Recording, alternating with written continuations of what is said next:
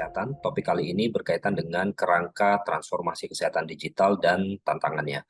Apa yang akan didiskusikan pada topik ini antara lain yang pertama adalah kita akan bicara tentang kerangka sistem informasi kesehatan, kemudian ada e-health, ada digital health, lalu kemudian sekarang ada digital maturity. Lalu kemudian yang kedua adalah konteks dari penguatan sistem kesehatan, terutama yang nanti dihubungkan dengan teknologi digital.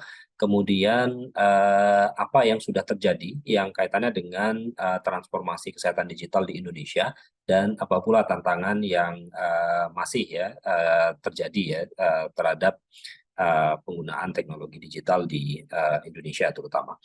Nah, yang pertama adalah berkaitan dengan kerangka dari sistem informasi kesehatan, e-health, digital health, dan digital maturity. Jadi kalau kita lihat sejarahnya ke belakang, itu sejak kapan ya, kalau tidak salah sejak tahun 2005, ini ada yang namanya Health Metrics Network ya, yang berkaitan dengan bagaimana penguatan kapasitas sistem informasi kesehatan di satu negara. Ini dikeluarkan oleh WHO. Dan di dalam kerangka HMN itu dia mencakup terdiri dari beberapa komponen dan prosedur dalam rangka untuk memperkuat ya sistem informasi kesehatan. Yang pertama berkaitan dengan sumber daya SIK. Sebagai contoh, umpamanya berkaitan dengan infrastruktur, lalu kemudian berkaitan dengan pembiayaan, lalu kemudian yang kedua adalah berkaitan dengan indikator kesehatan. Jadi kalau dulu barangkali problemnya adalah ada perbedaan definisi operasional yang kaitannya dengan indikator kesehatan. Sehingga indikator kesehatan ini memiliki peran yang cukup penting karena ini sebagai dasar untuk pengumpulan datanya, nanti data apa yang dikumpulkan dalam rangka untuk menghitung indikator kesehatan tersebut. Kemudian yang berikutnya berkaitan sumber data kesehatan. Kalau kita bicara tentang sumber data kesehatan, ini memang ada dua. Yang pertama adalah sumber data yang rutin, ya, entah itu dari fasilitas pelayanan kesehatan ataupun nanti dari institusi yang lain, yang itu dikumpulkan secara rutin. Contoh, umpamanya pelayanan imunisasi, pelayanan TB, ya, pelayanan HIV, dan seterusnya. Ada juga data yang tidak rutin. Nah, sebagai contoh, umpamanya data yang tidak rutin itu berkaitan dengan survei ya atau berkaitan dengan sensus ya yang itu dilakukan ya kalau sensus penduduk itu hampir tiap 10 tahun sekali ya. Kalau survei mungkin variasi, ada yang 5 tahun, ada yang 2 tahun, ada yang 3 tahun, tetapi itu tidak rutin dan sifatnya mungkin kalau survei sampel ya itu yang tidak bisa merepresentasikan satu orang tapi harus merepresentasikan satu wilayah tertentu. Nah, kemudian yang berikutnya berkaitan sama manajemen data, mulai dari proses pengumpulan, validasi, analisis, visualisasi, interpretasi, sampai itu kemudian penggunaan data kesehatan. Lalu kemudian output informasinya bentuknya apa? Entah itu bisa saja dalam bentuk dashboard, dalam bentuk profil kesehatan, dalam bentuk laporan rutin, atau mungkin dalam bentuk yang lain, yang kemudian bentuk-bentuk informasi ini itu harapannya bisa digunakan atau didiseminasikan ya ke beberapa stakeholder, baik yang stakeholder kesehatan maupun yang stakeholder lintas sektor, agar ini nanti digunakan dalam rangka untuk pengambilan keputusan yang sifatnya strategis.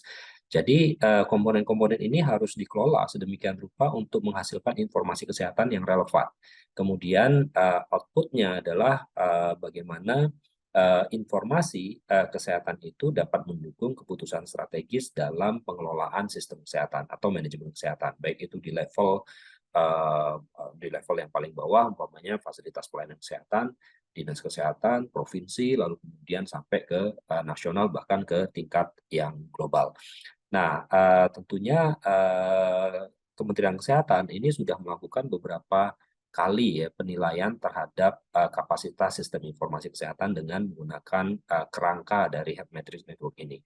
Mulai tahun 2007, 2012, 2016, bahkan terakhir itu 2018. Kalau kita lihat dari masing-masing komponennya itu ya memang variasi ya. Ada yang memang rendah, sebagai contoh umpamanya sumber daya ya, sumber daya itu berkaitan dengan infrastruktur, berkaitan dengan apa ya, investment gitu ya, funding dan sebagainya, yang kemudian ini memang kalau kita bandingkan dengan aspek-aspek lain itu sangat relatif lebih rendah ya, walaupun ada juga yang rendah lain berkaitan sama manajemen data. Nah, manajemen data ini berhubungan dengan proses mulai dari itu data dikumpulkan ya, kalau kita bicara tentang skalanya nasional, ngumpulin data dari Sabang sampai Merauke, dari 10.000 sekian puskesmas, 3.000-an sekian rumah sakit, belum lagi dari fasilitas kesehatan swasta, yang memang paling susah ya, karena data-data itu tersebar di beberapa institusi dan dengan format yang mungkin berbeda. Ada yang sudah pakai elektronik, ada yang belum elektronik, ada yang masih semi elektronik, namanya pakai Excel. Lalu untuk mengkompilasinya merupakan tantangan tersendiri ya, untuk menggabungkan dari sekian banyak sumber data yang ada. Nah, kerangka yang lain itu berkaitan PRISM Framework, ini Performance of Routines Health Information System Framework tahun 2009. Ini kalau kita lihat dari framework ini agak sedikit apa ya, lebih advance ya, lebih mendetailkan gitu. Jadi mendetailkan ini ada faktor determinan sistem informasi kesehatan berkaitan dengan ada faktor teknis, umpamanya infrastruktur, kompleksitas dari pencatatan dan pelaporan, ada standar dan integrasi, kemudian ada aplikasi yang dipakai. Ini sudah mulai menyinggung aplikasi-aplikasi atau teknologi digital yang kemudian dipakai di dalam input ya, di dalam apa ya, dalam proses dari sistem informasi kesehatan. Ada juga faktor organisasi yang mencakup kepemimpinan, tata kelola, kebijakan, regulasi, kemudian mekanisme supervisi dan budaya data dan informasi. Begitu juga mendetailkan faktor manusia, umpamanya SDM, baik itu yang SDM pengelola sistem informasi kesehatannya maupun pengguna dari sistem informasi kesehatannya. Ada kompetensi, ada motivasi dan persepsi dari manfaat dan kemudahan dalam menggunakan sistem informasi kesehatan. Kemudian yang kedua adalah masih berkaitan sama proses, mungkin hampir sama dengan Health Metric Network, mulai dari ini ada sumber datanya, lalu kemudian bagaimana proses mengumpulkan data, melakukan validasi, menganalisis, sampai kemudian ini digunakan ya. Nah, tetapi yang menarik di sini bahwa mestinya ya ada output, outcome dan dampak ya yang perlu diukur atau perlu dilihat juga dalam rangka untuk memastikan bahwa apakah sistem informasi kesehatan yang kemudian diperkuat tadi itu sudah memberikan dampak output, outcome terhadap sistem kesehatan atau belum. Apa yang dilihat mungkin dari sisi output, dari sisi kualitas datanya, kemudian dari sisi penggunaannya, apakah nanti sudah digunakan oleh banyak pihak atau sebenarnya ini masih tersimpan di dalam meja secara rapi gitu, atau tersimpan di dalam database yang itu belum diolah kemana-mana. Kemudian yang berkaitan sama outcome adalah dampaknya bagi dinas kesehatan dan pemerintah daerah, umpamanya pengambilan keputusannya menjadi lebih baik, menilai performa pelayanan kesehatan atau mengembangkan programnya lebih spesifik, lebih apa ya, presisi ya terhadap permasalahan kesehatan yang ada yang berdasarkan dari data atau informasi yang baik dan seterusnya dan seterusnya. Dan ini tentunya dampak yang diharapkan adalah peningkatan status kesehatan. Walaupun kalau kita lihat ya semakin ke kanan ini melakukan evaluasinya semakin apa ya, semakin susah ya, apakah dampak yang didapat itu betul-betul dari sistem informasi kesehatan atau mungkin dari faktor-faktor lain ya. Dugaan saya sih mungkin faktor-faktor lain juga ikut ya memberikan dampak. Jadi sistem informasi itu menjadi salah satu faktor yang kemudian meningkatkan output atau outcome ya dan dampak yang kaitannya dengan sistem kesehatan. Nah, kerangka yang lain ini tahun 2012 ya, WHO juga mengeluarkan satu kerangka e-health namanya, sudah masuk ke arah e-health, WHO ITU e-health toolkit yang mungkin referensinya Bapak Ibu nanti bisa cari ya, bisa download. Jadi di sini ada 7 aspek ya kaitannya dengan apa ya, penguatan e-health ya, kerangka untuk memperkuat e-health di satu negara. Nah, ini kayaknya mulai dari HMN, PRISM, terus kemudian e-health toolkit ini konteksnya betul-betul makro ya di dalam satu negara ya. Jadi aspeknya apa saja? Satu, leadership and governance. Ya mirip-mirip ya tadi ya, keorganisasian. Kemudian strategi and investment.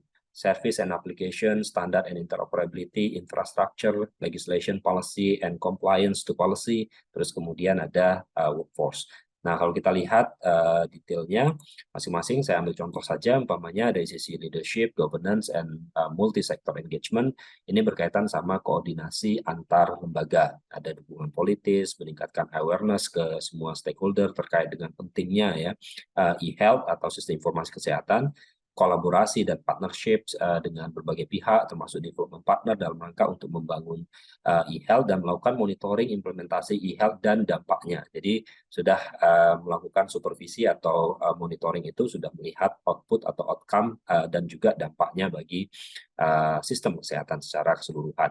Kemudian yang berikutnya berkaitan dengan strategi dan investment, ini juga hubungannya dengan sejauh mana ya mengalokasikan sumber daya untuk memperkuat e-health di satu negara. Kalau di tempat kita barangkali ada kolaborasi dengan development partner, lalu kemudian ada keterlibatan public and private partnerships, lalu kemudian ada private sector juga ya, industri ya yang support implementasi dari teknologi digital umpamanya di fasilitas pelayanan kesehatan. Nah, sehingga ini bagian penting dari ekosistem dari e-health tersebut. Legislation, policy, and compliance terhadap regulasi, saya kira 2 tahun terakhir ini banyak sekali ya yang kaitannya dengan regulasi. Ada rekam medis, ada metadata, ada satu data kesehatan, lalu kemudian ada rencana strategis Kemenkes yang itu di dalamnya ada komponen penggunaan teknologi digital. Beberapa waktu lalu itu ada PP tentang sistem informasi kesehatan tahun 2014. Ya, dan bahkan ada regulasi yang bukan di kesehatan, tetapi ini sangat berhubungan, umpamanya perlindungan data pribadi atau berkaitan dengan undang-undang transaksi elektronik, umpamanya. Nah, ini berhubungan dengan penggunaan e-health dalam rangka untuk memperkuat sistem kesehatan, termasuk tenaga kesehatan, umpamanya kaitannya dengan capacity building. Tenaga kesehatan itu berhubungan dengan orang-orang yang memang berkecimpung di teknologi e-health ya, di teknologi informasi dan komunikasi atau e-health, tapi ada juga yang kaitannya dengan penggunanya gitu, karena penggunanya juga penting untuk meningkatkan kompetensi dan kapasitas dalam rangka untuk menggunakan teknologi atau menggunakan e-health, tapi juga mampu untuk memanfaatkan output dari e-health itu sendiri. Contoh umpamanya, saya ingin memanfaatkan data dan informasi rutin untuk mengambil keputusan strategis, atau saya ingin mengembangkan program kesehatan yang tepat guna berdasarkan permasalahan kesehatan yang ada di wilayah saya. Jadi ini pola-pola atau kompetensi yang hubungannya dengan bagaimana memanfaatkan data dan informasi secara efektif. Lalu kemudian karena kita sudah masuk ke penggunaan e-health, di dalamnya itu mungkin ada inovasi digital yang diterapkan di fasilitas pelayanan kesehatan dalam rangka untuk mungkin pelayanan pasien ya. Ada juga teknologi digital yang digunakan untuk program-program kesehatan ya seperti HIV, TB. Lalu kemudian penting juga untuk membangun standar dan interoperabilitas. Tujuannya apa? Mengoptimalkan efektivitas dari penggunaan teknologi digital yang digunakan di berbagai berbagai stakeholder ya, mulai dari layanan primer, layanan sekunder, program kesehatan dan seterusnya. Dan pastinya kita membutuhkan infrastruktur ya, infrastruktur untuk memfasilitasi interoperabilitas, memfasilitasi data center.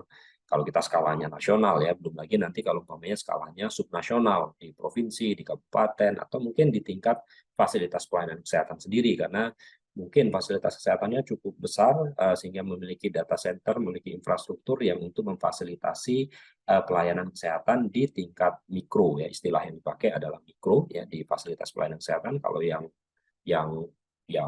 subnasional, nasional itu istilah yang dipakai adalah sistem yang makro.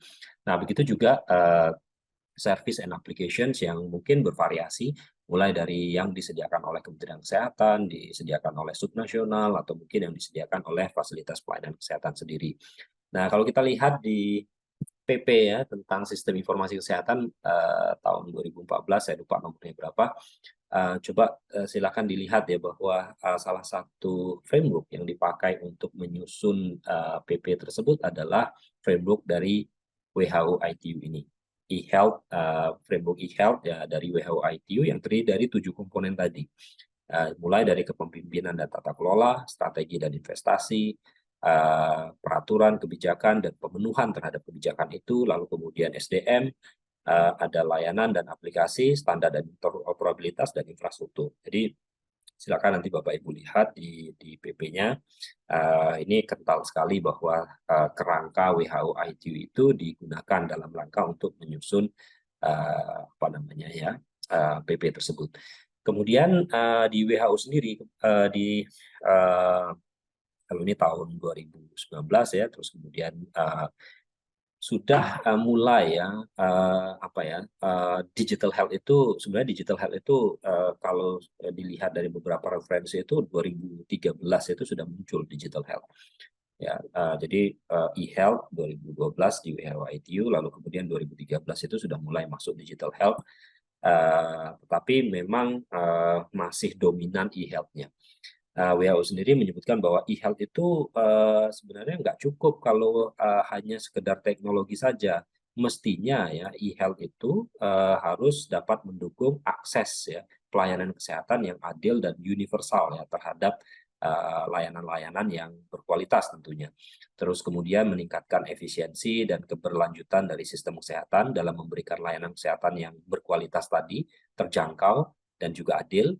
Kemudian memperkuat serta meningkatkan upaya-upaya untuk melakukan promosi kesehatan, pencegahan penyakit, diagnosis, manajemen program kesehatan, manajemen pelayanan kesehatan, rehabilitasi dan perawatan paliatif, termasuk sebelum, selama, dan setelah ada kejadian luar biasa atau epidemi ya atau pandemi ya seperti yang kemarin COVID-19, dan sekaligus tetap menjaga privasi dan keamanan data kesehatan.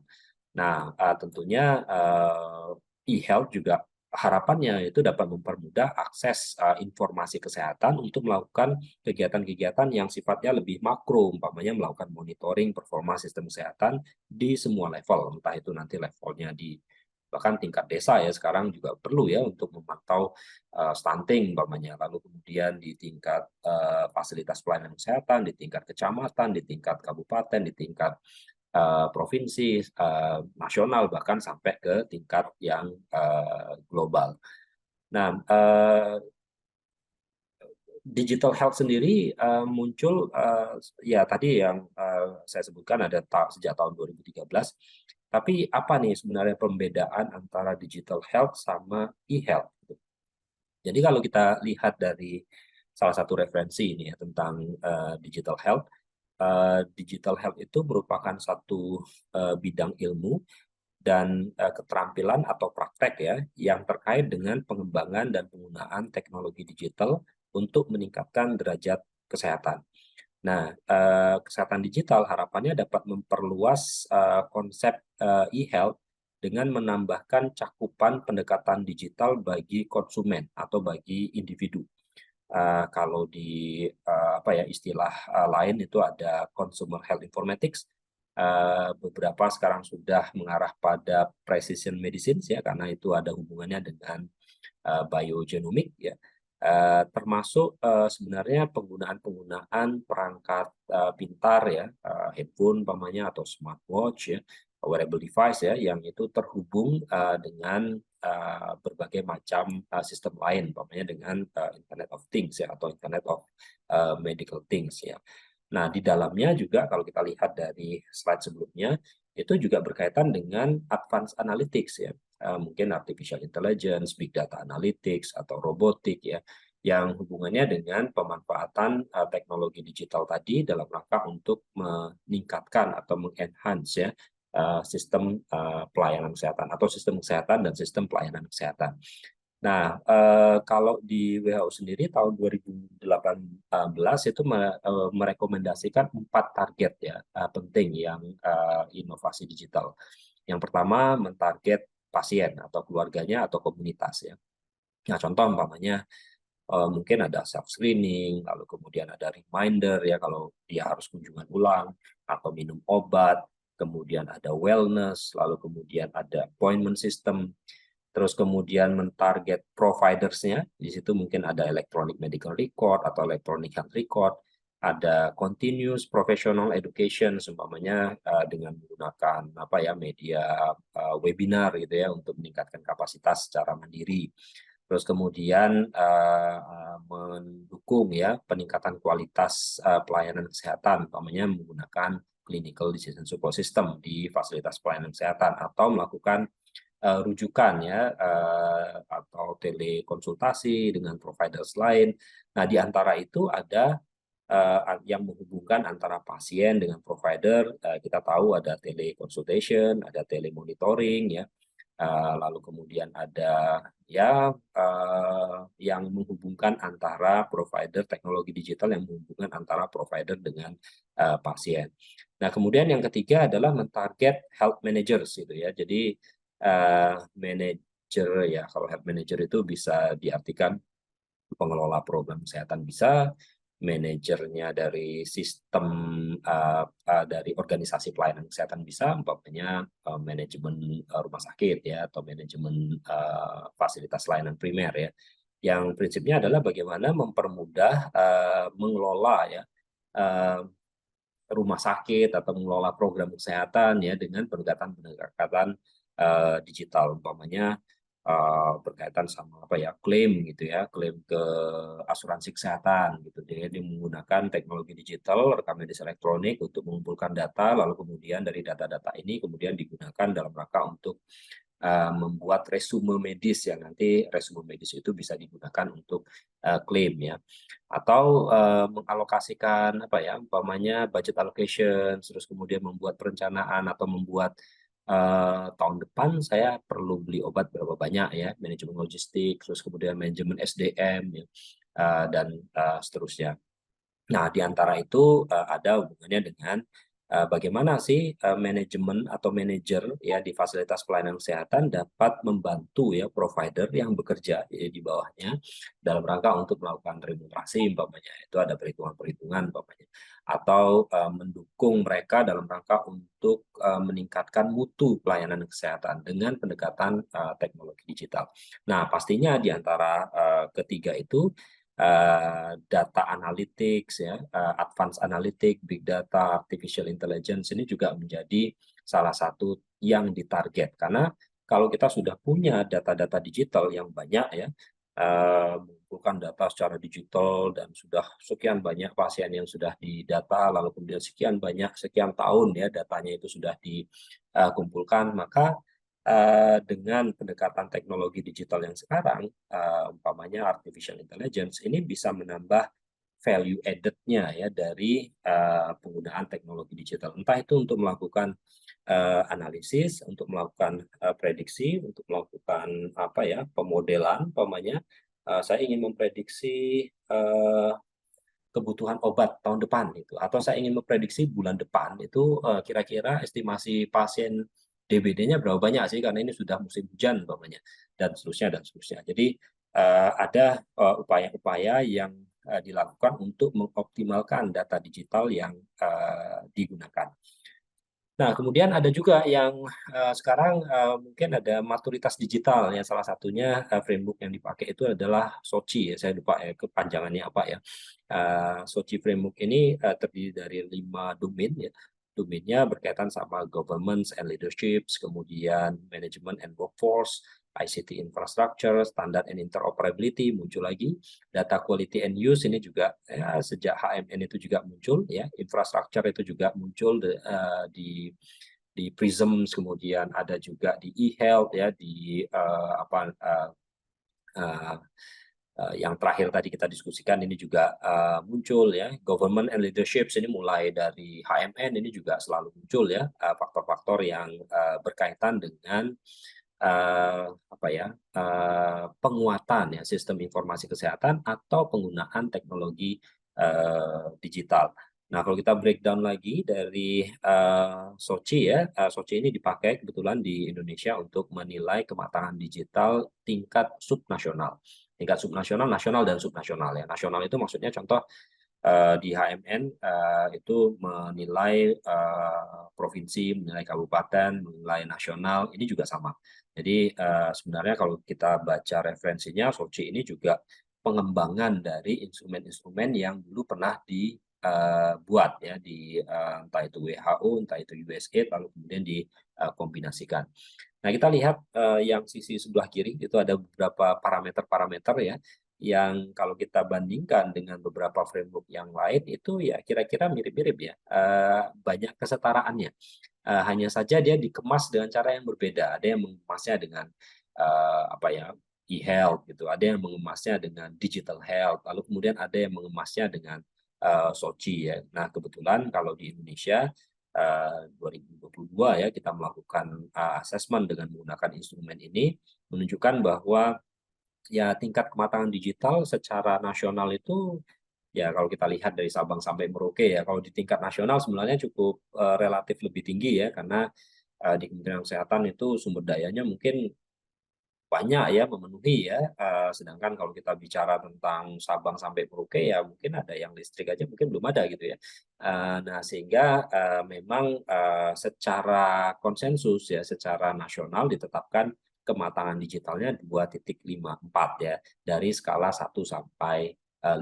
Artinya ini sudah mulai terbentuk ya, sudah mulai defined, tetapi kecenderungannya masih repeatable, masih apa ya sama kayak sebelumnya. Oh kemarin kegiatannya apa, sekarang ya kegiatannya lagi gitu ya. Jadi mengcopy paste kegiatan, walaupun sudah mulai berkembang ya. Ya kalau kita breakdown lagi ke beberapa provinsi, beberapa kabupaten, wah ada beberapa provinsi yang tinggi sekali, umpamanya DKI Jakarta gitu ya. Mungkin karena sumber dayanya memang besar ya dibandingkan dengan daerah-daerah yang lain. Nah, kematangan digital ini juga ya berlaku juga untuk sistem yang mikro gitu ya. Nah, kalau di sistem mikro mungkin sudut pandangnya agak sedikit berbeda. Kalau yang di makro itu melihat apa ya secara keseluruhan ya di nasional itu bagaimana atau mungkin di subnasional itu bagaimana. Tapi kalau di secara mikro itu melihat di tingkat fasilitas pelayanan kesehatan. Nah, contoh umpamanya apakah fasilitas pelayanan kesehatannya punya strategi digital atau tidak? Apakah digital itu menjadi salah satu prioritas dari kegiatan apa ya pelayanan kesehatan di fasilitas pelayanan kesehatan itu sendiri? Apakah teknologinya cukup atau apa ya mampu ya untuk memfasilitasi penerapan rekam medis elektronik umpamanya? Apakah teknologi digitalnya sudah interoperable atau belum? Bagaimana tata kelolanya yang ada di organisasi? Ada unit IT-nya kah? Unit IT ini di bawah siapa? Lalu kemudian ada alokasi anggarannya kah untuk unit IT ini dan seterusnya. Lalu kemudian apakah layanannya itu atau IT-nya atau teknologi digitalnya itu mendukung patient center care atau tidak? Karena sekarang trennya itu adalah bahwa pelayanan itu berpusat pada pasien. Nah, artinya teknologi digital itu juga mestinya ya memfasilitasi itu ya.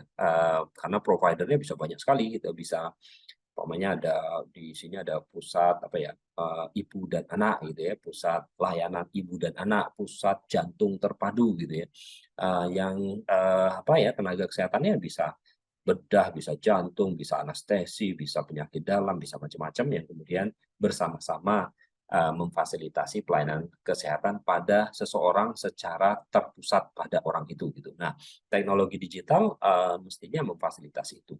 Nah, termasuk people skills and behaviors ya, sejauh mana orang-orang yang bekerja di institusi itu kemudian memanfaatkan teknologi digital yang merasa bahwa oh ini mudah, ini bermanfaat, ini memiliki dampak yang lebih baik bagi pelayanan kesehatan yang diberikan kepada pasien dan seterusnya dan seterusnya.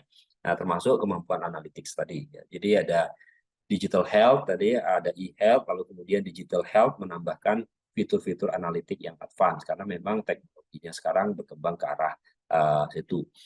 Nah, kalau di rumah sakit ini memang ada dua ya, ada dua penilaian ya, penilaian yang berkaitan dengan kematangan digital, kemudian penilaian yang berkaitan dengan tingkat adopsi rekam medis elektronik.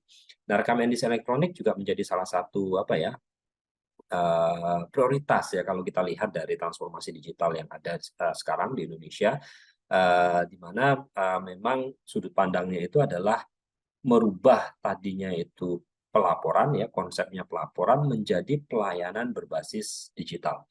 Nah, pelayanan yang berbasis digital, kalau kita lihat dari landscape dari teknologi digital di sektor kesehatan, memang electronic medical record ini yang paling dominan dan bahkan yang paling mature ya. Jadi kalau umpamanya Bapak Ibu melihat, wah saya ingin EMR produk A, produk B, produk C, produk D itu kira-kira ya fungsi atau fiturnya itu sama gitu, hampir sama. Karena itu tadi sudah mature ya, sudah apa ya, apa ya sudah banyak diadopsi oleh berbagai pihak sehingga referensi-referensinya pun banyak gitu, fitur-fiturnya itu pun juga relatif sama itu ya karena dan harganya semakin lama semakin murah ya karena banyak ininya, banyak alternatifnya. Ada yang alternatif vendor A, vendor B, ada yang open source, ada yang disediakan oleh Kemenkes dan seterusnya. Nah, jadi apa yang penting eh, dari topik pertama ini? Yang pertama adalah banyak faktor yang mempengaruhi transformasi digital kesehatan, baik itu di tingkat nasional, subnasional, dan bahkan di fasilitas pelayanan kesehatan.